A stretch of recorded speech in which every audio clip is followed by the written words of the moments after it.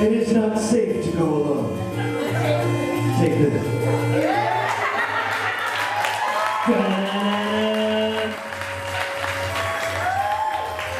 Thank you, Paul. Thank you, guys. How are you guys doing? You guys look great. You guys been working out? Yeah? You guys look better since the first... Who was here at the first picnic? Yeah, a lot of you? That was my stand-up comedy debut. And so tonight I decided I would do an entirely new material. Fair warning, a lot of poop jokes tonight. I didn't really intend for it to come out that way, but anyway, it is what it is. So, I only cry when dogs die. It's really the only, I know, it's the only thing that can really get me. You know, like people find, it doesn't matter. But when dogs die, like a dog dying is the only thing that will make me walk out of a movie. Dogs are perfect. They're loyal and they're wonderful and obedient creatures. I have an amazing dog. Her name is Lucky. And she's got that common dog ailment that's, what's it called? Sock eating.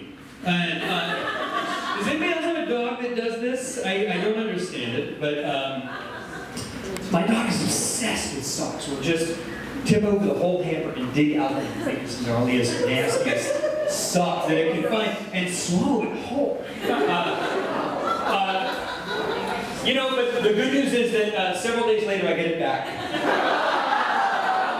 So really no harm, no foul. But you know, dogs are just so wonderful. You know, people are really the opposite. People are assholes and they don't care. And so that's why I don't care as much when they die. But you know, it's just this whole me kind of mentality that everybody's got nowadays, and nowhere is this more prevalent than the public restroom. It has to stop. All right, this is a PSA. It has to stop. I don't know if the ladies is like this. I don't have as much experience. Some, but in the men's room, you know, guys, you gotta lift the seat. I don't care if you think you're like a urinary American sniper. You're gonna miss sometimes. All right, I mean, like 90% of the time that I'm in a public restroom, it looks like Katrina just came through. And it makes me have to clean it up, and it's just not fair. This one time, and let me preface this by saying that I'm not a big fan of having to go number 2 anywhere besides my home. Having been in there tonight, someone here doesn't follow that philosophy. However, this one time, no matter, you know, best intentions, it's going to happen to everybody. So I'm at work. I'll just call it work. And things got to happen. So I'm sitting. I'm alone. I'm in some distant, far-off restroom, all alone. And this gentleman comes in. He's got the heavy breathing. He's got this thing comes in, slams the door, and by my calculations, he doesn't even have enough time to unzip his pants before I can only describe this sound. Like if you're just violently squeezing mayonnaise over and over again, and he's snarling, he's grunting, he's exploding, and I feel really, really bad for him. Until what happens next. Things took a turn. A horrifying turn.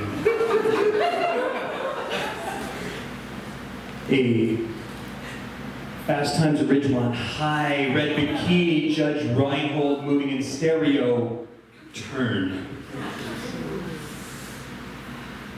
No amount of public education can prepare you for what to do in this situation. I just freeze. And in horror for a good minute or two, till he concludes with matters at hand. And I'm glad it's over, but I don't hear any toilet paper being pulled. I don't hear any flushing. I do hear the zipper come up. I don't hear any water from the sink. I don't hear any paper towels being dispensed. But I do see him drop his chef hat where I can see it right under the door on his way out. It has to stop. It has to stop. All right. Okay. So I don't know. Maybe I'm just being a little too negative. Let's shift gears. Let's be a little positive. I love alcohol.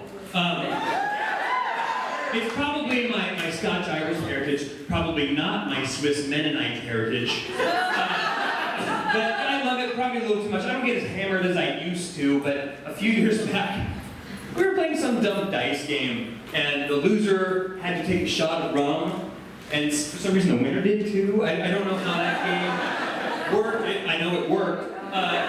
But later in the evening, I remember being on the balcony of the apartment complex I was living in at the time, and looking at the next apartment there, and there he was, with his red spandex, his horns, his bifurcated tail, Lucifer. I kid you not, Lucifer himself is on the building next to us.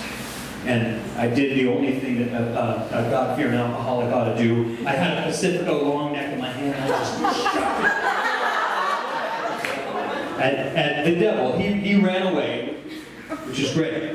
My job was done. And later, a neighbor came, a wet, disgruntled neighbor came by to ask us to stop throwing bottles. We let him know that it wasn't us, and that the devil had not been, in fact, on his rooftop. But I think we all know the truth. Anybody else got an older sibling that messed with them so much when they were young that now you're thinking it's the reason you're so messed up now? Yes! My brother kind of fits that description. I mean, he's awesome. I love him to death. We have great times now. We'll get together and load up on mac and cheese and watch infomercials, or like the Halloween edition of the 700 Club. You ever watch that? Let's do it. But when I'm young, we're playing poker. I'm like 7. We're playing poker, and at the time my parents had this antique, really brittle kind of poker set, and I slam one down when I'm placing a bet, and it kind of snaps in half. My brother, ooh, these are antique poker chips.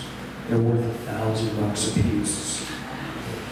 And when my parents get home, they're going to ground you for cover. And I'm 7, he's older than me, he knows everything, he's right. So I did the only thing that a 7-year-old mind can come up with in this situation. I went in the backyard and I buried it. I buried it 3 feet in the ground, and he's watching me do it, laughing. And he hoarded that information over me for the better part of a decade. Anytime that I was going to tattle on him or something like that, he would just say, PC. And he didn't mean poker chip or personal computer or politically correct, mean poker chip. And then, anytime, PC. PC. I believed him. He was so evil and conniving and manipulative. But he didn't know that in the future, I would have a microphone and an audience. Then I would be able to tell about the time that he was 8 years old and he had to take a dump in the bushes at the Cal City 4th of July Festival in front of thousands of people.